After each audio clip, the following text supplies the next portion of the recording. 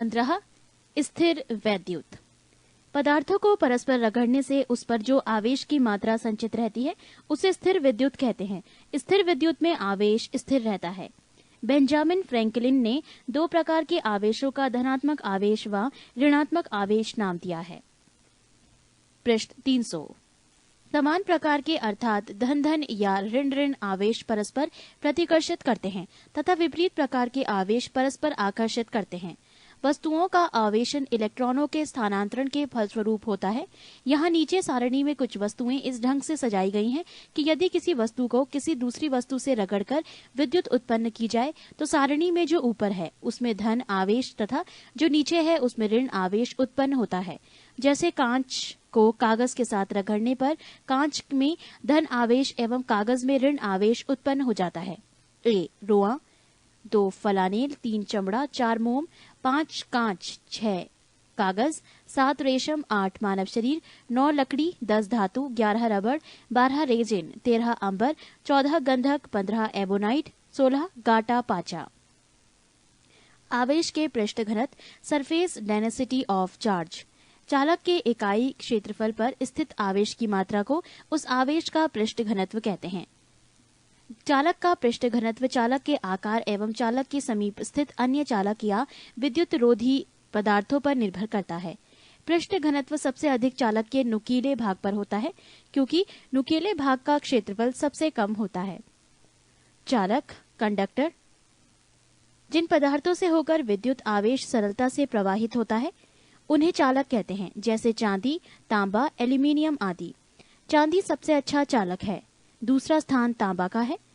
अचालक non conductors जिन पदार्थों से होकर आवेश का वो प्रवाह नहीं होता है उन्हें अचालक कहते हैं, जैसे लकड़ी, रबड़, कागज आदि। कूलाम का नियम, कूलाम्स लॉ। दो स्थिर विद्युत आवेशों के बीच लगने वाला आकर्षण अथवा प्रतिकर्षण बल दोनों आवेशों की मात्राओं के गुणनफल के अनुक्रमानुपाती एवं उनके बीच की दूरी के वर्ग के व्युत्क्रमानुपाती होता है तथा ये बल दोनों आवेशों को मिलाने वाली रेखा के अनुदिश कार्य करता है। विद्युत क्षेत्र, इलेक्ट्रिकल फील्ड। किसी आवेश या आवेशित वस्तु के चारों ओर का स्थान जहां तक उसके प्रभाव का अनुभव किया जा सके विद्युत क्षेत्र कहलाता है। विद्युत क्षेत्र की तीव्रता, इंटेंसिटी ऑफ इलेक्ट्रिक फील्ड। विद्युत क्षेत्र में किसी बिंदु पर स्थित एकांक धन आवेश पर क्रियाशील बल को विद्युत क्षेत्र की तीव्रता कहा जाता है। खोखले चालक के विद्युत क्षेत्र। किसी भी खोखले चालक के अंदर विद्युत क्षेत्र शून्य होता है। यदि ऐसे चालक को आवेशित किया जाए तो संपूर्ण आवेश उसके बाहरी पृष्ठ पर ही रहता है। अतः खोखला गोला एक विद्युत परीक्षक इलेक्ट्रोस्टैटिक शील्ड का कार्य करता है। यही कारण है कि यदि किसी कार पर तड़ित विद्युत गिर जाए तो कार के अंदर बैठे व्यक्ति पूर्ण सुरक्षित रहता है। तड़ित से प्राप्त विद्युत आवेश कार की बाहरी सतह पर ही रहता है। विद्युत विभव, इलेक्ट्रिकल पोटेंशियल। किसी धनात्मक आवेश को अनंत से विद्युत क्षेत्र के किसी बिंदु तक लाने के लिए किए गए कार्य W एवं आवेश का मान Q नॉट के अनुपात रेशो को उस बिंदु का विद्युत विभव कहा जाता है। विद्युत विभव का SI मात्रक वोल्ट होता है। ये एक अदिश राशि है। विभवांतर, पोटेंशियल डिफरेंस। एक कूलाम धनात्मक आवेश को विद्युत क्षेत्र में एक बिंदु से दूसरे बिंदु तक ले जाने में किए गए कार्य को उन बिंदुओं के मध्य विभवांतर कहते हैं। इसका मात्रक भी वोल्ट होता है। ये एक अदिश राशि है। पृष्ठ 301। विद्युत धारिता, इलेक्ट्रिक कैपेसिटी। किसी चालक की धारिता C चालक को दिए गए आवेश Q तथा उसके कारण चालक के विभव में होने वाले परिवर्तन V के अनुपात रेशियो को कहते हैं। विद्युत धारिता का SI मात्रक फैराड होता है।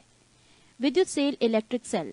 विद्युत सेल मुख्यतः दो प्रकार के होते हैं, एक प्राथमिक सेल, प्राइमरी सेल, 2 द्वितीयक सेल, सेकेंडरी सेल। प्राथमिक सेलों में रासायनिक ऊर्जा को सीधे विद्युत ऊर्जा में परिवर्तित किया जाता है। एक बार प्रयोग कर लेने के बाद ये बेकार हो जाता है।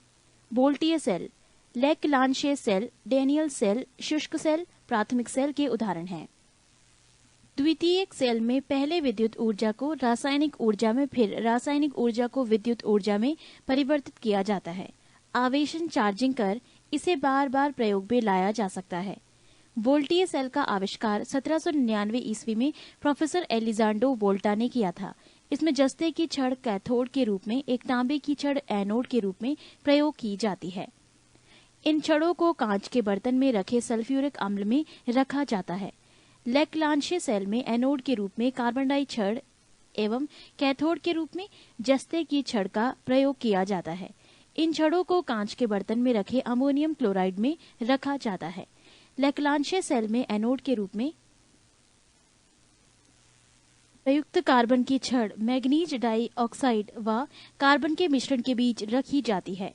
लेक्लांशे सेल को विद्युत वाहक बल यानी विभव लगभग 1.5 वोल्ट होता है। लेक्लांशे सेल का प्रयोग वहां किया जाता है जहां रुक रुक कर थोड़े समय के लिए विद्युत धारा की आवश्यकता होती है, जैसे विद्युत घंटी, टेलीफोन आदि। शुष्क सेल में जस्ते के बर्तन में मैग्नीज डाइऑक्साइड, अमोनियम क्लोराइड, नौसादर एवं कार्बन का मिश्रण भरा रहता है। इस मिश्रण के बीच में कार्बन की एक छड़ रखी रहती है। इसमें कार्बन की छड़ एनोड के रूप में एवं जस्ते के बर्तन कैथोड के रूप में कार्य करती है। इस सेल का विभव 1.5 वोल्ट होता है। 16. विद्युत धारा। विद्युत धारा किसी चालक में विद्युत आवेश के प्रवाह की दर को विद्युत धारा कहते हैं। विद्युत धारा की दिशा धन आवेश की गति की दिशा की ओर मानी जाती है। इसका एसआई मात्रक एम्पियर है। ये एक अदिश राशि है। 1 एम्पियर विद्युत धारा। यदि किसी चालक तार में 1 एम्पियर विद्युत धारा प्रवाहित हो रही है तो इसका अर्थ है कि उस तार में प्रति सेकंड 6.25 गुणा 10⁻18 इलेक्ट्रॉन एक सिरे से प्रविष्ट होते हैं तथा इतने ही इलेक्ट्रॉन दूसरे सिरे से बाहर निकल जाते हैं। प्रतिरोध, रेसिस्टेंस। किसी चालक में विद्युत धारा के प्रवाहित होने पर चालक के परमाणुओं तथा अन्य कारकों द्वारा उत्पन्न किए गए व्यवधान को ही चालक का प्रतिरोध कहते हैं। इसका एसआई मात्रक ओम होता है। ओम का नियम, ओम्स लॉ। यदि चालक की भौतिक अवस्था जैसे ताप आदि में कोई परिवर्तन ना हो तो चालक के सिरों पर लगाया गया विभवांतर उसमें प्रवाहित धारा के अनुक्रमानुपाती होता है। यदि किसी चालक के दो बिंदुओं के बीच विभवांतर V वोल्ट होता था, उसमें प्रवाहित धारा I एम्पियर हो तो ओम के नियमानुसार V अनुक्रमानुपाती I या V = RI, जहां R एक नियतांक है जिसे चालक का प्रतिरोध कहते हैं। पृष्ठ 302। ओमीय प्रतिरोध, ओमिक रेसिस्टेंस। जो चालक ओम के नियम का पालन करते हैं उनके प्रतिरोध को ओमीय प्रतिरोध कहते हैं, जैसे मैग्नीज का तार। अनओमीय प्रतिरोध, नॉन ओमिक रेसिस्टेंस। जो चालक ओम के नियम का पालन नहीं करते हैं उनके प्रतिरोध को अनओमीय प्रतिरोध कहते हैं, जैसे डायोड बल्ब का प्रतिरोध, ट्रायोड बल्ब का प्रतिरोध। चालकता, कंडक्टेंस। किसी चालक के प्रतिरोध के व्युत्क्रम का चालक की चालकता कहते हैं। इसे G से सूचित करते हैं, यानी G = 1/R। इसकी एसआई इकाई ओम की पावर -1 होता है, जिसे महो भी कहते हैं। इसका एसआई इकाई सीमेन भी होता है।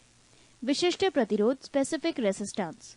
किसी चालक का प्रतिरोध उसकी लंबाई के अनुक्रमानुपाती तथा उसके अनुप्रस्थ काट के क्षेत्रफल के व्युत्क्रमानुपाती होता है। अर्थात यदि चालक की लंबाई I और उसकी अनुप्रस्थ काट का क्षेत्रफल A है तो R डायरेक्टली प्रोपोर्शनल I/A, या R = रो सही I/A, जहां रो एक नियतांक है, जिसे चालक का विशिष्ट प्रतिरोध कहा जाता है। अतः एक ही पदार्थ के बने हुए मोटे तार का प्रतिरोध कम तथा पतले तार का प्रतिरोध अधिक होता है। विशिष्ट चालकता, कंडक्टिविटी। किसी चालक के विशिष्ट प्रतिरोध के व्युत्क्रम को चालक का विशिष्ट चालकता कहते हैं। इसे छोटा सिग्मा = 1/ρ। इसकी एसआई इकाई ओम की पावर -1 मीटर की पावर -1, यानी ओम²-1 m²-1 होती है। प्रतिरोधों का संयोजन, कॉम्बिनेशन ऑफ रेसिस्टेंस। सामान्यतः प्रतिरोधों का संयोजन दो प्रकार से होता है। एक श्रेणी क्रम सीरीज कॉम्बिनेशन में, दो समानांतर क्रम पैरेलल कॉम्बिनेशन में। श्रेणी क्रम में संयोजित प्रतिरोधों का समतुल्य प्रतिरोध समस्त प्रतिरोधों के योग के बराबर होता है। समानांतर क्रम में संयोजित प्रतिरोधों के समतुल्य प्रतिरोध का व्युत्क्रम इनवर्स उनके प्रतिरोधों के व्युत्क्रमों के योग के बराबर होता है। विद्युत शक्ति, इलेक्ट्रिक पावर। विद्युत परिपेत में ऊर्जा के क्षय होने की दर को शक्ति कहते हैं। इसका एसआई मात्रक वोट होता है। किलोवाट घंटा मात्रक अथवा यूनिट। 1 किलोवाट घंटा मात्रक अथवा 1 यूनिट विद्युत ऊर्जा का व्यय मात्रा है जो कि किसी परिपथ में 1 घंटा में व्यय होती है, जबकि परिपथ में 1 किलोवाट की शक्ति हो। किलोवाट घंटा मात्रक बराबर वोल्ट गुणा एम्पियर गुणा घंटा बटे 1000 बराबर वाट गुणा घंटा बटे 1000। अमीटर, विद्युत धारा को एम्पियर में मापने वाले के लिए अमीटर मापक यंत्र का प्रयोग किया जाता है। इसे परिपथ में सदैव श्रेणी क्रम में लगाया जाता है। एक आदर्श अमीटर का प्रतिरोध 0 होना चाहिए। वोल्टमीटर, वोल्टमीटर का प्रयोग परिपथ के किन्हीं दो बिंदुओं के बीच विभवांतर मापने में किया जाता है। इसे परिपथ में सदैव समानांतर क्रम में लगाया जाता है। एक आदर्श वोल्टामीटर का प्रतिरोध अनंत होना चाहिए। विद्युत फ्यूज, इलेक्ट्रिक फ्यूज, विद्युत फ्यूज का प्रयोग परिपथ में लगे उपकरणों की सुरक्षा के लिए किया जाता है। ये टिन 63% व सीसा 37% की मिश्र धातु का बना होता है। ये सदैव परिपथ के साथ श्रेणी क्रम में जोड़ा जाता है। इसका गलनांक कम होता है। गैल्वेनोमीटर, विद्युत परिपथ में विद्युत धारा की उपस्थिति बनाने वाला एक यंत्र है। इसकी सहायता से 10⁻⁻6 एम्पियर तक की विद्युत धारा को मापा जा सकता है। पृष्ठ 303। शंट का उपयोग। शंट एक अत्यंत कम प्रतिरोध वाला तार होता है जिसे गैल्वेनोमीटर के समानांतर क्रम में लगाकर अमीटर बनाया जाता है। गैल्वेनोमीटर के श्रेणी क्रम में एक उच्च प्रतिरोध लगाकर वोल्टमीटर बनाया जाता है। ट्रांसफार्मर, विद्युत चुंबकीय प्रेरण के सिद्धांत पर कार्य करने वाला ये एक ऐसा यंत्र है जो उच्च एसी वोल्टेज को निम्न एसी वोल्टेज में एवं निम्न एसी वोल्टेज को उच्च एसी वोल्टेज में बदल देता है। ये केवल प्रत्यावर्ती धारा एसी के लिए प्रयुक्त किया जाता है। एसी डायनेमो या जनरेटर, ये यांत्रिक ऊर्जा को विद्युत ऊर्जा में परिवर्तित करता है। ये विद्युत चुंबकीय प्रेरण के सिद्धांत पर कार्य करता है। विद्युत मोटर, इलेक्ट्रिक मोटर, ये एक ऐसा यंत्र है जो विद्युत ऊर्जा को यांत्रिक ऊर्जा में बदल देता है। ये विद्युत चुंबकीय प्रेरण के सिद्धांत पर कार्य नहीं करता है। माइक्रोफोन, ये ध्वनि ऊर्जा को विद्युत ऊर्जा में परिवर्तित करता है। माइक्रोफोन विद्युत चुंबकीय प्रेरण के सिद्धांत पर आधारित होता है। प्राथमिक शक्ति स्टेशनों पर जो विद्युत धारा उत्पन्न होती है वो प्रत्यावर्ती धारा होती है तथा उसकी वोल्टता 22,000 वोल्ट या इससे अधिक हो सकती है। ग्रिड उप स्टेशन ट्रांसफार्मर की सहायता से वोल्टता बढ़ा देते हैं जो 132,000 वोल्ट तक भी हो सकती है ताकि विद्युत संचरण में विद्युत ऊर्जा का क्षय बहुत कम हो। 17. चुंबकत्व। प्राकृतिक चुंबक लोहे का ऑक्साइड Fe3O4 है। इसका कोई निश्चित आकार नहीं होता है। कृत्रिम विधियों द्वारा बनाए गए चुंबक को कृत्रिम चुंबक कहते हैं। ये लोहा, इस्पात, कोबाल्ट आदि से बनाया जा सकता है। ये विभिन्न आकृति की होती है जैसे छड़, घोड़ानाल चुंबक, चुंबकीय सुई आदि। चुंबक लोहे को अपनी ओर आकर्षित करता है। इस गुण को चुंबकत्व कहते हैं। चुंबक के सिरों के समीप चुंबकत्व सबसे अधिक होता है। वो क्षेत्र चुंबक के ध्रुव पोल कहलाते हैं। चुंबक के ठीक मध्य में चुंबकत्व नहीं होता। चुंबक को क्षैतिज तल में स्वतंत्रता पूर्वक लटकाने पर उसका एक ध्रुव सदैव उत्तर की ओर तथा दूसरा ध्रुव सदैव दक्षिण की ओर ठहरता है। उत्तर की ओर ठहरने वाले ध्रुव को उत्तरी ध्रुव नॉर्थ पोल तथा दक्षिण की ओर ठहरने वाले ध्रुव को दक्षिणी ध्रुव साउथ पोल कहते हैं। चुंबक के दो ध्रुवों को मिलाने वाली रेखा को चुंबकीय अक्ष कहते हैं। समान ध्रुव में प्रतिकर्षण एवं असमान ध्रुव में आकर्षण होता है। चुंबक चुंबकीय पदार्थों में प्रेरण इंडक्शन द्वारा चुंबकत्व उत्पन्न कर देता है। चुंबकीय क्षेत्र, मैग्नेटिक फील्ड, चुंबक के चारों ओर वो क्षेत्र जिसमें चुंबक के प्रभाव का अनुभव किया जा सकता है चुंबकीय क्षेत्र कहलाता है। चुंबकीय क्षेत्र की तीव्रता, चुंबकीय क्षेत्र में क्षेत्र के लंबवत एकांक लंबाई का ऐसा चालक तार रखा जाए जिसमें एकांक प्रबलता की धारा प्रवाहित हो रही हो तो चालक पर लगने वाला बल ही चुंबकीय क्षेत्र की तीव्रता की माप होगी। चुंबकीय क्षेत्र की तीव्रता एक सदिश राशि है। इसका मात्रक न्यूटन प्रति एम्पियर मीटर अथवा वेबर प्रति मीटर स्क्वायर या टेस्ला टी होता है। चुंबकीय बल रेखाएं, मैग्नेटिक लाइंस ऑफ फोर्स, चुंबकीय क्षेत्र में बल रेखाएं वो काल्पनिक रेखाएं हैं जो उस स्थान में चुंबकीय क्षेत्र की दिशा को अविरत प्रदर्शन करती है। चुंबकीय बल रेखा के किसी भी बिंदु पर खींची गई स्पर्श रेखा उस बिंदु पर चुंबकीय क्षेत्र की दिशा को प्रदर्शित करती है। पृष्ठ 304। चुंबकीय बल रेखाओं के गुण। 1. चुंबकीय बल रेखाएं सदैव चुंबक के उत्तरी ध्रुव से निकलती है तथा वक्र बनाती हुई दक्षिणी ध्रुव में प्रवेश कर जाती है और चुंबक के अंदर से होती हुई पुनः उत्तरी ध्रुव पर वापस आती है। 2. दो बल रेखाएं एक दूसरे को कभी नहीं काटती। 3. चुंबकीय क्षेत्र जहां प्रबल होता है वहां बल रेखाएं पास पास होती हैं। 4. एक समान चुंबकीय क्षेत्र की बल रेखाएं परस्पर समानांतर एवं बराबर बराबर दूरियों पर होती हैं। चुंबकीय पदार्थ मैग्नेटिक सब्सटेंसेस। 1. प्रतिचुंबकीय पदार्थ डायामैग्नेटिक सब्सटेंसेस। प्रतिचुंबकीय पदार्थ वो पदार्थ हैं जो चुंबकीय क्षेत्र में रखे जाने पर क्षेत्र की विपरीत दिशा में चुंबकित हो जाते हैं। जस्ता, बिस्मथ, तांबा, चांदी, सोना, हीरा, नमक, जल आदि प्रतिचुंबकीय पदार्थों के उदाहरण हैं। 2. अनुचुंबकीय पदार्थ पैरामैग्नेटिक सब्सटेंसेस। अनुचुंबकीय पदार्थ वो पदार्थ हैं जो चुंबकीय क्षेत्र में रखने पर क्षेत्र की दिशा में थोड़ी सी एक से कम चुंबकीय हो जाते हैं। Platinum, chromium, sodium, aluminium, oxygen आदि इसके उदाहरण हैं। 3. लोह चुंबकीय फेरोमैग्नेटिक सब्सटेंसेस। लोह चुंबकीय पदार्थ वो पदार्थ हैं जो चुंबकीय क्षेत्र में रखने पर क्षेत्र की दिशा में प्रबल रूप से चुंबकित हो जाते हैं। लोहा, निकल, कोबाल्ट, इस्पात इसके उदाहरण हैं। डोमेन। लोह चुंबकीय पदार्थ में प्रत्येक परमाणु ही एक चुंबक होता है और उनमें असंख्य परमाणुओं के समूह होते हैं जिन्हें डोमेन कहते हैं। एक डोमेन में 10 की पावर 18 से 10 की पावर 21 तक परमाणु होते हैं। लोह चुंबकीय पदार्थों का तीव्र चुंबकत्व इन डोमेनों के कारण ही होता है। क्यूरी ताप, क्यूरी टेम्परेचर। क्यूरी ताप वो ताप है जिसके ऊपर पदार्थ अनुचुंबकीय व जिसके नीचे पदार्थ लोह चुंबकीय होता है। लोहा एवं निकल के लिए क्यूरी ताप के मान क्रमशः 770 डिग्री सेल्सियस तथा 358 डिग्री सेल्सियस होता है। अस्थायी चुंबक बनाने के लिए नर्म लोहे का प्रयोग किया जाता है। स्थायी चुंबक बनाने के लिए इस्पात स्टील का प्रयोग किया जाता है। भू चुंबकत्व टेरेस्ट्रियल मैग्नेटिज्म। किसी स्थान पर पृथ्वी के चुंबकीय क्षेत्र को 3 तत्वों द्वारा व्यक्त किया जाता है। दिक्पात कोण एंगल ऑफ डेक्लाइनेशन, नमन कोण एंगल ऑफ डिप तथा चुंबकीय क्षेत्र की क्षैतिज घटक horizontal component of earth's magnetic field. 1. दिक्पात कोण। किसी स्थान पर भौगोलिक याम्योत्तर तथा चुंबकीय याम्योत्तर के बीच के कोण को दिक्पात कोण कहते हैं। 2. नमन कोण। किसी स्थान पर पृथ्वी का संपूर्ण चुंबकीय क्षेत्र क्षैतिज तल के साथ जितना कोण बनता है उसे उस स्थान का नमन कोण कहते हैं। पृथ्वी के ध्रुव पर नमन कोण का मान 90 डिग्री तथा विषुवत रेखा पर 0 डिग्री होता है। 3. चुंबकीय क्षेत्र के क्षैतिज घटक। पृथ्वी के संपूर्ण चुंबकीय क्षेत्र के क्षैतिज घटक H अलग अलग स्थानों पर अलग अलग होता है, परंतु इसका मान लगभग 0.4 गॉस या 0.4 गुणा 10 की पावर -4 टेस्ला होता है। पृष्ठ 305। 18. परमाणु भौतिकी। परमाणु एटॉम। परमाणु वो सूक्ष्मतम कण हैं जो रासायनिक क्रिया में भाग ले सकते हैं परंतु स्वतंत्र अवस्था में नहीं रहते।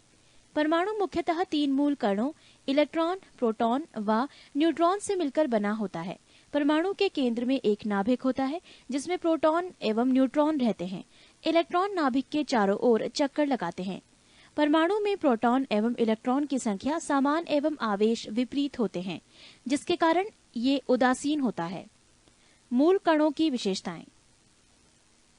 कण प्रोटॉन द्रव्यमान किलोग्राम में 1.672 गुणा 10 की पावर -27 किलोग्राम।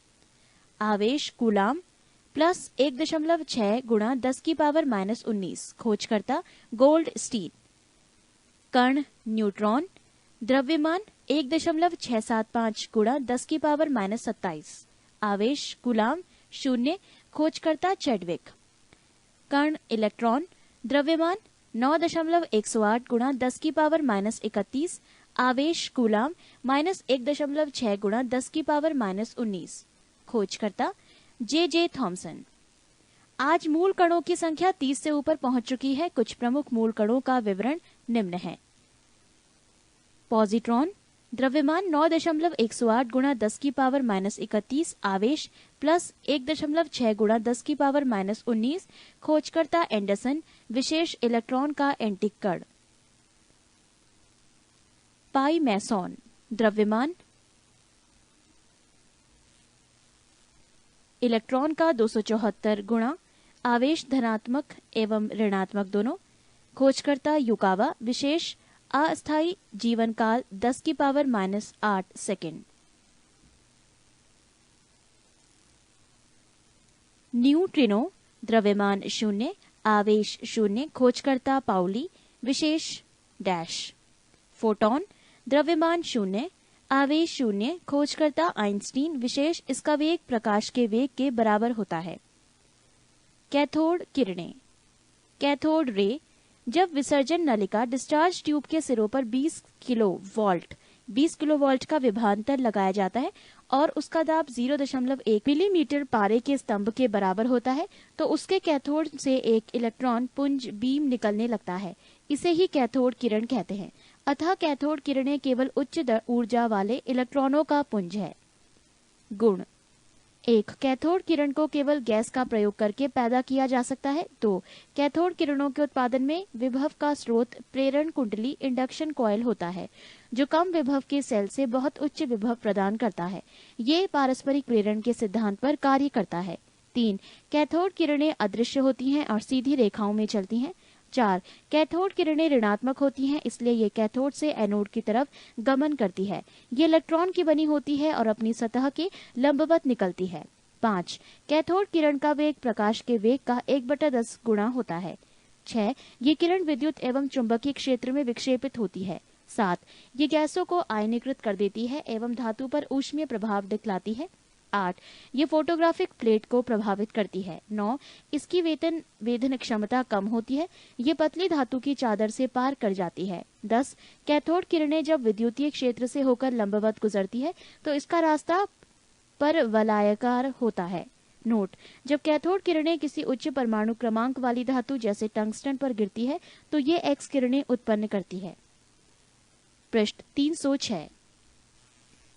धनात्मक किरणें, पॉजिटिव और कैनाल रेज। विसर्जन नालिका में यदि छिद्र युक्त कैथोड प्रयुक्त किए जाए तो इनसे निकलने वाली किरणें कैथोड किरणों के ठीक विपरीत दिशा में विक्षेपित हो जाती है और एनोड की ओर से कुछ किरणें निकलती हैं। अतः ये एनोड से निकलने वाली धनावेशित किरणें हैं। इनका पता 1886 ईस्वी में गोल्डस्टीन ने लगाया था। गुण। 1. ये किरणें धनावेशित होती हैं। 2. ये प्रतिदीप्ति तथा स्फुरदीप्ति उत्पन्न करती है। 3. ये विद्युत व चुंबकीय क्षेत्र में विक्षेपित हो जाती है। Diode valve. वैज्ञानिक फ्लेमिंग द्वारा सन 1904 ईस्वी में निर्मित ये एक ऐसी निर्वात नालिका है जिसमें केवल 2 ही इलेक्ट्रोड, तंतु एवं प्लेट होते हैं। तंतु टंगस्टन का एक पतला तार होता है जिस पर बेरियम ऑक्साइड का लेप होता है। इसे बैटरी से गर्म करने पर इलेक्ट्रॉन निकलते हैं जो धनावेशित प्लेट की ओर चलते हैं। इसे डायोड परिपथ में प्लेट धारा का प्रवाह होने लगता है। प्लेट धारा ओम के नियम का पालन न करके चाइल्ड लेगुमर नियम का पालन करती है। नोट: कैथोड के आसपास एकत्रित इलेक्ट्रॉन समूह को अंतराल आवेश कहा जाता है। उपयोग: डायोड वाल्व को रिज्जुकारी रेक्टिफायर के रूप में प्रयुक्त होता है, अर्थात इसके द्वारा प्रत्यावर्ती धारा एसी को दिष्ट धारा डीसी में बदलते हैं। ट्रायोड वाल्व ये 3 इलेक्ट्रोड प्लेट, ग्रिड व तंतु वाली एक निर्वात नलिका है। इसका निर्माण 1907 ईस्वी में ली डी फॉरेस्ट, अमेरिका ने किया था। उपयोग: ट्रायोड वाल्व का प्रवर्धक, एम्पलीफायर, दोलित्र, ऑस्किलेटर, प्रेसी, ट्रांसमीटर एवं संसूचक डिटेक्टर की तरह प्रयोग करते हैं। अर्धचालक, सेमीकंडक्टर, ऐसे पदार्थ जिनमें इलेक्ट्रॉनिक संरचना इस प्रकार की होती है कि कहीं इलेक्ट्रॉन मुक्त हो जाता है और कहीं रिक्त होल बन जाता है, अर्धचालक कहलाते हैं। इनकी विद्युत चालकता सामान्य ताप पर चालक कंडक्टर्स व विद्युत रोधी इंसल्टर्स पदार्थों की चालकताओं के मध्य होती है। जर्मेनियम और सिलिकॉन ऐसे मुख्य पदार्थ हैं। इनका उपयोग इलेक्ट्रॉनिक्स व ट्रांजिस्टर उपकरणों में होता है। निज अर्धचालक, इंट्रिंसिक सेमीकंडक्टर्स, जिन अर्धचालकों में मुक्त इलेक्ट्रॉन तथा कोटर ऊष्मीय प्रभाव द्वारा उत्पन्न किए जाते हैं उन्हें निज अर्धचालक कहा जाता है।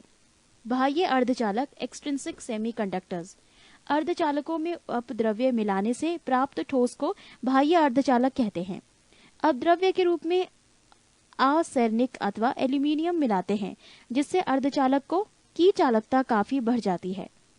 एन प्रकार के अर्धचालक, ऐसे बाह्य अर्धचालक जिनमें विद्युत का प्रवाह मुक्त इलेक्ट्रॉनों की संख्या बढ़ जाने के कारण होता है, एन प्रकार के अर्धचालक कहलाते हैं। जब शुद्ध अर्धचालक में पंच संयोजी अपद्रव्य जैसे आर्सेनिक मिला दिया जाता है तो इस प्रकार के अर्धचालक प्राप्त होते हैं। पी प्रकार के अर्धचालक, जिन अर्धचालकों में विद्युत का प्रवाह कोचरों होल की गति के कारण होता है उन्हें पी प्रकार के अर्धचालक कहते हैं। शुद्ध अर्धचालक जर्मेनियम में त्रिसंयोजी अपद्रव्य जैसे एल्यूमीनियम मिलाने में से ऐसे अर्धचालक प्राप्त होते हैं। दाता डोनर। पंच संयोजी अपद्रव्य दाता कहे जाते हैं। ग्राही एक्सेप्टर। त्रिसंयोजी अपद्रव्य परमाणु ग्राही कहे जाते हैं। डॉपिंग। अपद्रव्य मिलाए जाने की प्रक्रिया को डॉपिंग कहते हैं। ताप बढ़ाने पर अर्धचालक की चालकता बढ़ती है परंतु चालक की चालकता घटती है। पृष्ठ 307। अति चालकता सुपर कंडक्टिविटी। इसकी खोज 1911 ईस्वी में कैमरलिंग ओन्स ने की थी। अत्यंत निम्न ताप पर कुछ पदार्थों का विद्युत प्रतिरोध शून्य हो जाता है। इन्हें ही अतिचालक सुपर कंडक्टर कहते हैं और इस गुण को अति चालकता कहते हैं। 4.2 के अर्थात 268.8 डिग्री सेल्सियस पर पारा अतिचालक बन जाता है। नियोबियस्टीन काफी ऊंचे ताप 100 केल्विन पर भी अतिचालकता प्राप्त कर लेती है। अतिचालक पूर्णतः प्रतिचुंबकीय होता है अर्थात वो पूर्ण चुंबकीय कवच होता है जिसे कोई चुंबकीय बल रेखा भेद कर उसके अंदर नहीं जा सकती है। अतिचालकता के महत्व को देखते हुए भारत सरकार ने 1991 ईस्वी में एक राष्ट्रीय अतिचालकता विज्ञान एवं तकनीकी बोर्ड की स्थापना की। नोट: घड़ी में क्वार्ट्ज क्रिस्टल का काम दाब पाइजो विद्युत प्रभाव पर आधारित है। मानव नेत्र ह्यूमन आई। स्पष्ट दृष्टि की न्यूनतम दूरी 25 सेंटीमीटर होती है। 1. निकट दृष्टि दोष मायोपिया। इस रोग से ग्रसित व्यक्ति नजदीक की वस्तु को देख लेता है परंतु दूर स्थित वस्तु को नहीं देख पाता है। कारण: 1. लेंस की गोलाई बढ़ जाती है। 2. लेंस की फोकस दूरी घट जाती है। 3. लेंस की क्षमता बढ़ जाती है। इस कारण वस्तु का प्रतिबिंब रेटिना पर न बनकर रेटिना के आगे बन जाता है। रोग का निवारण: निकट दृष्टि दोष के निवारण के लिए उपयुक्त फोकस दूरी के अवतल लेंस का प्रयोग किया जाता है। पृष्ठ 299। 2. दूर दृष्टि दोष हाइपरमेट्रोपिया। इस रोग से ग्रसित व्यक्ति को दूर की वस्तु दिखाई पड़ती है, निकट की वस्तु दिखाई नहीं पड़ती है। कारण: 1. लेंस की गोलाई कम हो जाती है। 2. लेंस की फोकस दूरी बढ़ जाती है। 3. लेंस की क्षमता घट जाती है। इस रोग में निकट की वस्तु का प्रतिबिंब रेटिना के पीछे बनता है। रोग का निवारण: इस दोष के निवारण के लिए उपयुक्त फोकस दूरी के उत्तल लेंस का प्रयोग किया जाता है। 3. जरा दृष्टि दोष प्रेस बायोपिया। वृद्धावस्था के कारण आंख की सामंजस्य क्षमता घट जाती है या समाप्त हो जाती है जिसके कारण व्यक्ति न तो दूर की वस्तु और न निकट की ही वस्तु देख पाता है। रोग का निवारण: इस रोग के निवारण के लिए द्विफोकसी लेंस, उभय आतल लेंस या बाईफोकल लेंस का उपयोग किया जाता है। 4. दृष्टि वैषम्य या अबिंदुकता एस्टिग्मैटिज्म। इसमें नेत्र क्षैतिज दिशा में तो ठीक देख पाता है परंतु ऊर्ध्व दिशा में नहीं देख पाता है। इसके निवारण हेतु बेलनाकार लेंस, सिलेंड्रिकल लेंस का प्रयोग किया जाता है। नोट: 1. रेटिना की शंकु क्रॉन्स कोशिका से रंग व एवं छड़ रॉड्स कोशिका से प्रकाश की तीव्रता का आभास होता है। 2. जब आंख में धूल जाती है तो उसका नेत्र श्लेष्मता कंजक्टिविया अंग सूज जाता है और लाल हो जाता है। 3. आंख के रंग से मतलब आइरिस के रंग से होता है। सूक्ष्मदर्शी तथा दूरदर्शी माइक्रोस्कोप एंड टेलीस्कोप। सरल सूक्ष्मदर्शी: ये कम फोकस दूरी का उत्तल लेंस होता है। इसमें वस्तु का आकार वस्तु द्वारा नेत्र पर बनाए गए दर्शन कोण पर निर्भर करता है। दर्शन कोण जितना छोटा होता है उतना ही वस्तु छोटी दिखाई पड़ती है। सरल सूक्ष्मदर्शी का आवर्धन क्षमता m बराबर 1 प्लस d/5, जहां d बराबर 25 सेंटीमीटर, f बराबर लेंस की फोकस दूरी। संयुक्त सूक्ष्मदर्शी कंपाउंड माइक्रोस्कोप: इसमें एक ही अक्ष पर 2 उत्तल लेंस लगे होते हैं। जो लेंस वस्तु की ओर होता है उसे अभिदृश्यक लेंस ऑब्जेक्टिव लेंस और जो आंख के समीप होता है उसे अभिनेत्र लेंस आई लेंस कहते हैं। अभिदृश्यक लेंस के का द्वारक मुख्य व्यास अभिनेत्र लेंस की अपेक्षा छोटा होता है। नेत्रिका तथा अभिदृश्यक में जितनी ही कम फोकस दूरी के लेंसों का उपयोग होता है उसकी आवर्धन क्षमता उतनी ही अधिक होती है। दूरदर्शी टेलीस्कोप: इसमें 2 उत्तल लेंस होते हैं। अभिदृश्यक लेंस की फोकस दूरी नेत्रिका लेंस से अधिक होती है। अभिदृश्यक लेंस अधिक द्वारक का होता है जिससे ये दूर से आने वाले प्रकाश की अधिक मात्रा को एकत्रित करता है।